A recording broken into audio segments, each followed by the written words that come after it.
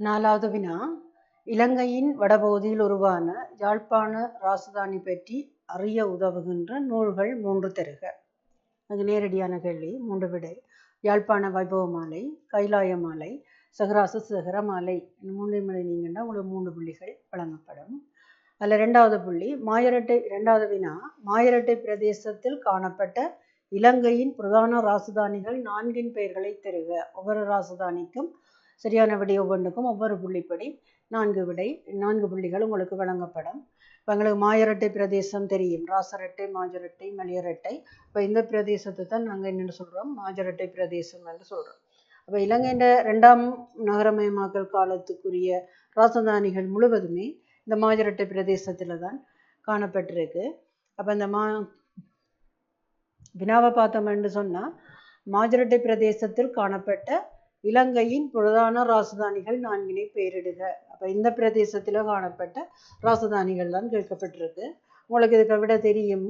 பார்த்தோம்னு சொன்னால் ஜாப்பகூவா, அடுத்தது குர்நாகல், தம்பதனியா, சீதவாக்கை, ராய்கம, கோட்டை என்றது காணப்படுது. இதில் இந்த பண்டுவஸ்னு வர இது 2ஆம் நகரமயமாக்கலுக்குரியதாக காணப்படவில்லை.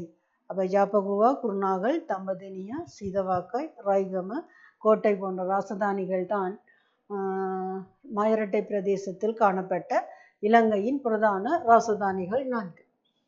கூட இருந்த உங்களுக்கு 4க்கு விட கூட தெரியுமெண்டா நாங்கள் ஒவ்வொன்றுக்கு கீழே ஒன்றா எழுதி விடுங்க. ஆனால் 4 புள்ளிகள் தான் உங்களுக்கு வழங்கப்படும். ஜாப்பகுவா, குர்நாகல், தம்பதனியா, சீதவாக்கை, கோட்டை, ராய்கம இவ்வளவுதான் உங்களுக்கு அந்த வினாக்குரிய விடையாக இருக்கும்.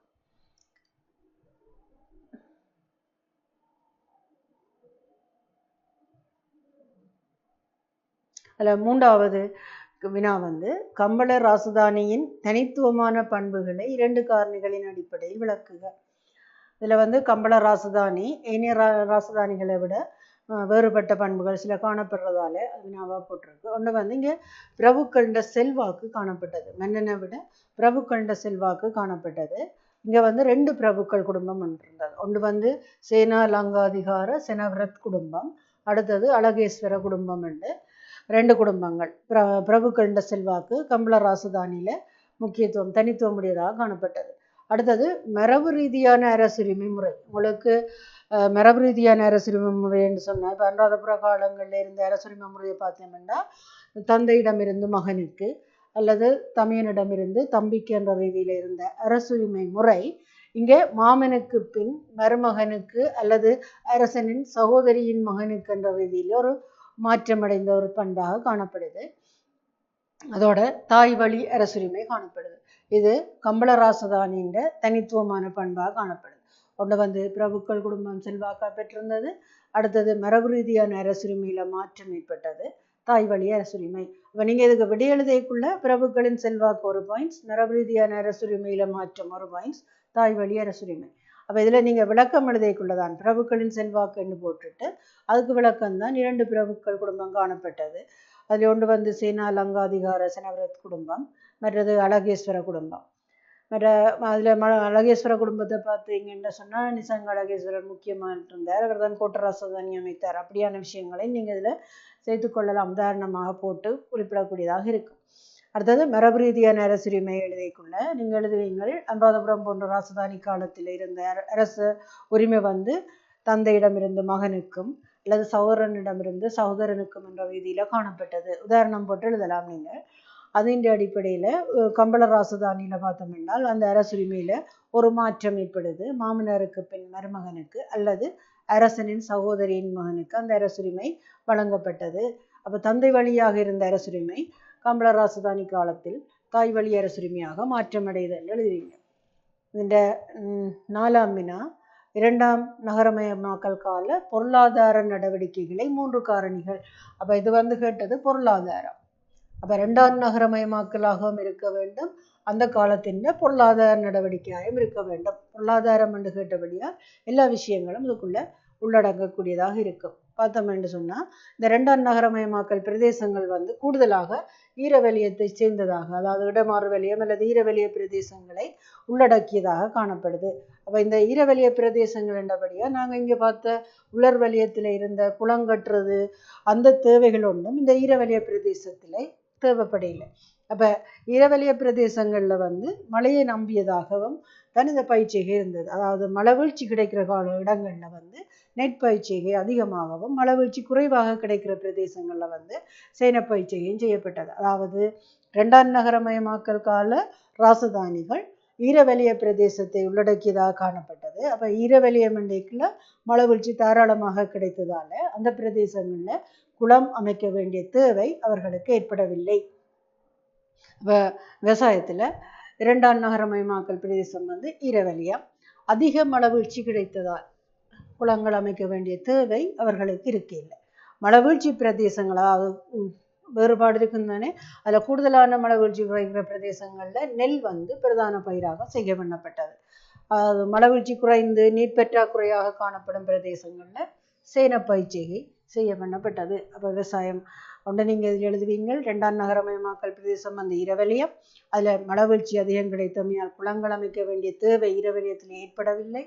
மழை பிரதேசங்கள் நெல் பிரதான பயிராக செய்யப்பட்டது. மழை குறைந்த நீர்ப்பற்றாக்குறையான பிரதேசங்களில் சேனப்பயிற்சிகள் மேற்கொள்ளப்பட்டது. அதில் அடுத்தது விவசாயத்தோடு சம்மந்தப்பட்டது. அப்போ பொருளாதார மண்டைக்குள்ள விவசாயம் வருது, வர்த்தகமும் வருது. இங்கே வந்து மேலதிக பொருட்கள் விற்பனை செய்யப்பட்டன. கருவா பிரதான வர்த்தக பயிராக இருந்தது. அப்போ இரண்டாம் நகரமயமாக்கல் காலத்தில் பிரதான வர்த்தக பயிராக இருந்தது கருவா. அதை விட பாக்கு, மிளகு, ஏலம், சாதிக்காய் முதலிய பயிர்கள் இந்த மேலதிக விளைச்சல் வந்து ஏற்றுமதியாக்கப்பட்டது.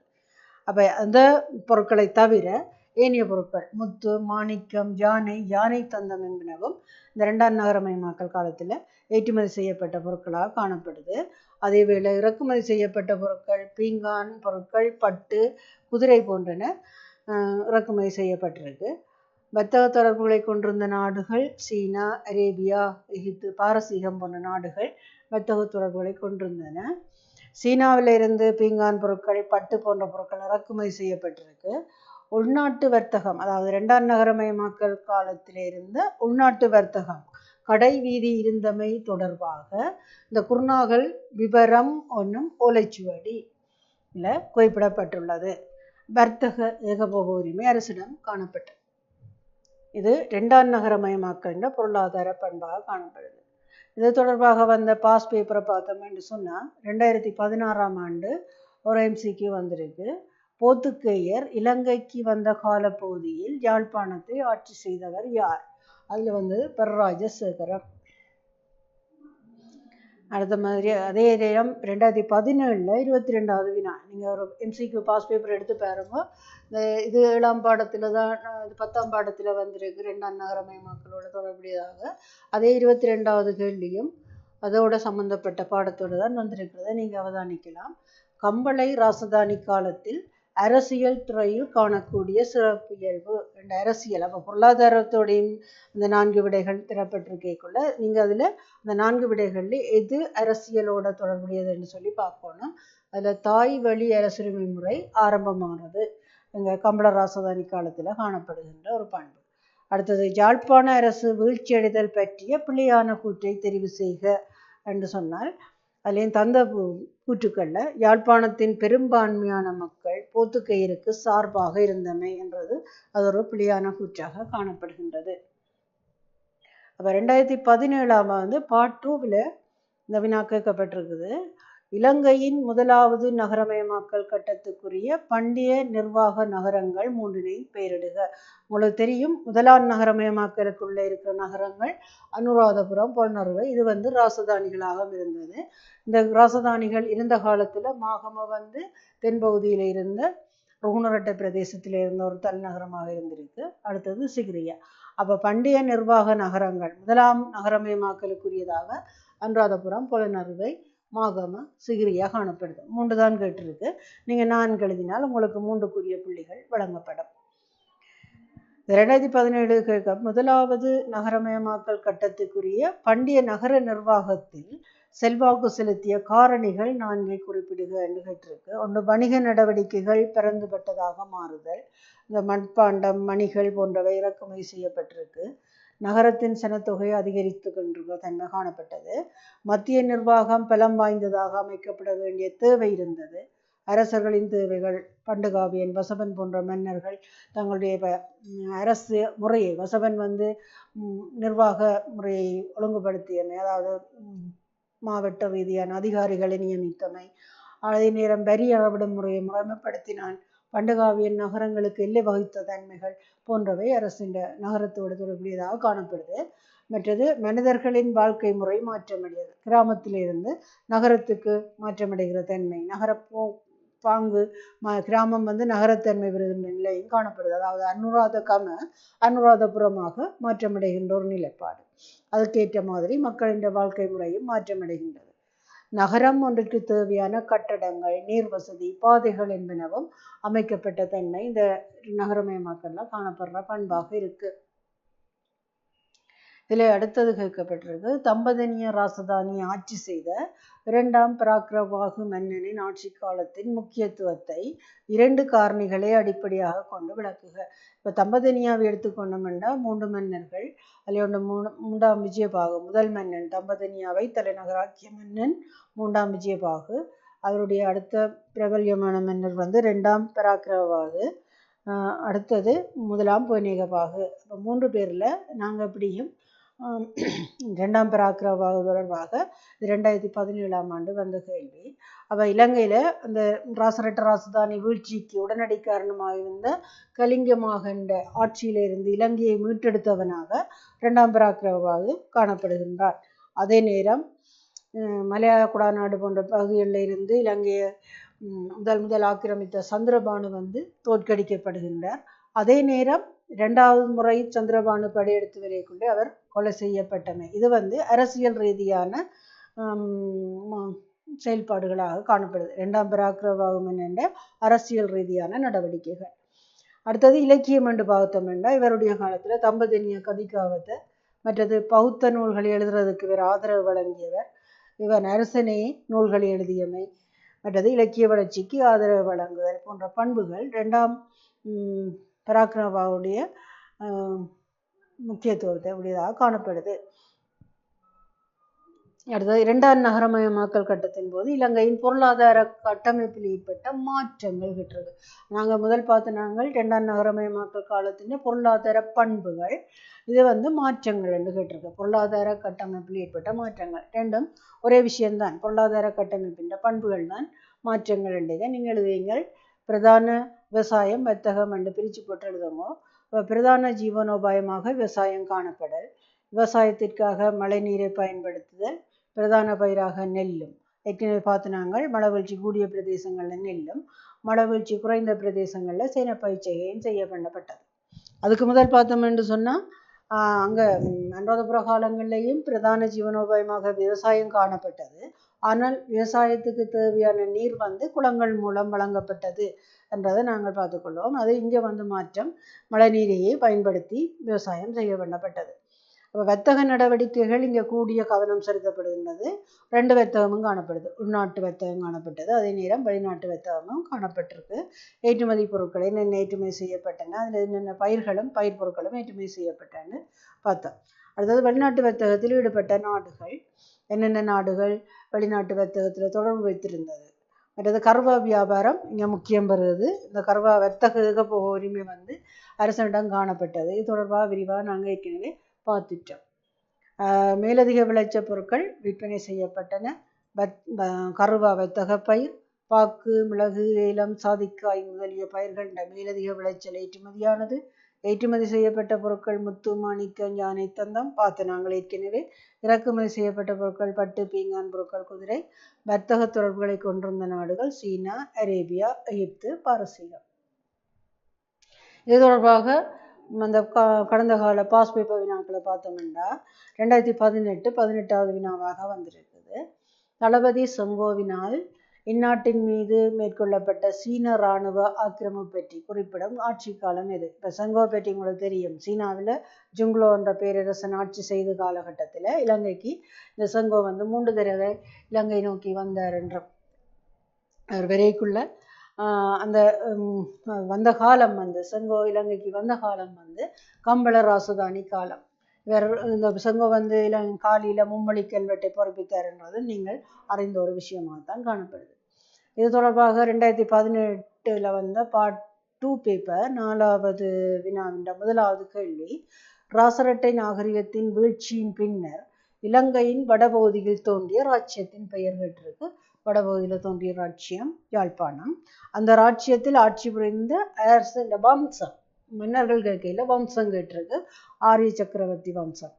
வறண்ட வலயத்தின் பல்வேறு பகுதிகளில் தோன்றிய சிறிய நிர்வாக அலகுகளுக்கு வழங்கப்பட்ட பெயரில் அழைக்கப்பட்ட பெயர் வந்து வன்னி அல்லது வன்னி ராச்சியம் என்று சொல்லி அந்த பகுதிகள் அழைக்கப்பட்டது. இது சரியான விடியோ பண்ணிருக்கும். ஒவ்வொரு புள்ளிப்படி உங்களுக்கு 3 புள்ளிகள் வழங்கப்படும். இந்த 2வது வினா, 2வது நகரமயமாக்கல் கால பகுதியில் உயர் மலைக்குன்றுகளுக்கு அருகாமையில் நிர்மாணிக்கப்பட்ட 2 நிர்வாக மையங்கள். 2 எழுதணும் நீங்கள். மற்றது பி வந்து மலைத்தொடர்கள் ஆறுகளை அண்மித்து நிர்மாணிக்கப்பட்ட 2 நிர்வாக மையங்கள் ஆகியவற்றை பெயரிடுக என்று சொல்லி கேட்டிருக்கு. அப்போ இதுக்கு 2 புள்ளி, இதுக்கு 2 புள்ளி, மொத்தம் 4 புள்ளிகள் இந்த வினாவுக்கு வழங்கப்படும். அப்போ 2வது நகரமயமாக்கல் காலப்பகுதியில் உயர் மலைக்குன்றுகளுக்கு அருகாமையில் நிர்மாணிக்கப்பட்ட 2 நிர்வாக மையங்கள், மலைத்தொடர்கள் ஆறுகளை அண்மித்து நிர்மாணிக்கப்பட்ட 2 நிர்வாக மையங்கள் ஆகியவற்றை பெயரிடுக. இதில் பார்த்தோம்னா 2 இருக்குது. இங்கே முதலாவது வினா 2வது காலப்பகுதியில் உயர் மலைக்குன்றுகளுக்கு அருகாமையில் தோற்றம் பெற்றது என்று சொன்னால் ஜாப்பகுவா, குருநாகல், தம்பதினியம். அடுத்தது பார்த்தோம்னு சொன்னால் அடுத்த வினா கேட்கப்பட்டிருக்கு, மலைத்தொடர்கள் ஆறுகளை அண்மித்து நிர்மாணிக்கப்பட்ட 2 நிர்வாக மையங்கள். இதுக்கு முதலாவதுக்கு பார்த்தோம் தம்பதினியா, ஜாப்பகுவா, குருநாகல். மலைத்தொடர்கள் ஆறுகளை அண்மித்து நிர்மாணிக்கப்பட்ட 2 நிர்வாக மையங்கள் கம்பளை, கண்டி, செங்கடகலை என்னும் குடிக்கணும். கண்டி ராசதானியின் தலைநகரம் செங்கடகலை என்றபடியாக அதை செங்கடகலாக குடிக்கணும். அதில் 3வது இதில் தனிய 2வது நகரமயமாக்கல் காலப்பகுதியில் இலங்கையில் இடம்பெற்ற வர்த்தகத்தின் இயல்புகள். 2வது நகரமயமாக்கல் ஏற்கனவே பார்த்தது தான், 2018 கேட்கப்பட்டிருக்கு. அது நாங்கள் ஏற்கனவே பார்த்த விடயங்கள். 2016, 2019 2ஆம் நகரமயமாக்கல், அதாவது 7ஆம் பாடம் தொடர்பாக 2 ஆண்டுகளிலேயும் கேட்கப்பட்ட வினா, 6ஆம் பராக்கிரவாகு மன்னன் சிறந்த ஆட்சியாளனாக கருதப்படுவதற்கு ஏதுவான காரணிகள் 3 குறிப்பிட்டு அவற்றை சுருக்கமாக விவரிக்க என்று சொல்லி 2016 கேட்டிருக்கணும். 2019 கோட்டராட்சியத்தின் 6ஆம் பராக்கிரவாகு மன்னன் நாட்டின் அரசியல் உறுதிப்பாட்டை ஏற்படுத்துவதற்கு செயற்பட்ட விதம் பற்றியும், பி அவரது ஆட்சி காலத்தில் நாட்டில் ஏற்பட்ட கல்வி இலக்கிய வளர்ச்சி பற்றியும் சுருக்கமாக விவரிக்க என்று சொல்லி கேட்டிருக்கு.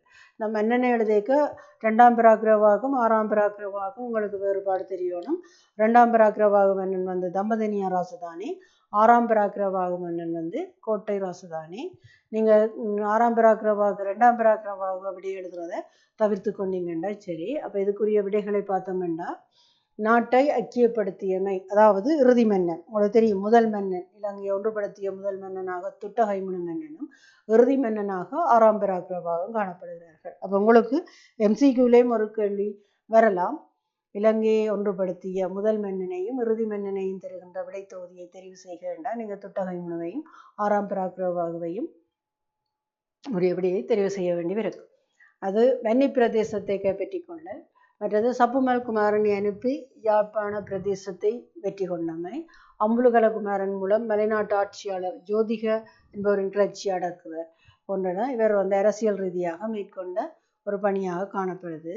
2016 இதுக்கு கொடுக்கப்பட்ட விட வந்து பொருளாதார ரீதியில் நாட்டை ஒன்றுபடுத்தியமை, கல்வி வளர்ச்சிக்கு பாரிய சேவையாற்றியமை, இலக்கிய வளர்ச்சிக்கு பாரிய சேவையாற்றியமை, சமய பொறையை கடைபிடித்தமை, அதாவது நாட்டில் இருக்கிற சகல மதங்களையும் ஒன்றாக பாவித்த தன்மை, வேறுபாடு பாராட்டாமல் எல்லா சமயங்களையும் ஒரே பண்பில் பார்க்குற ஒரு தன்மை சமயப்புரை கடைபிடிக்கப்பட்டது.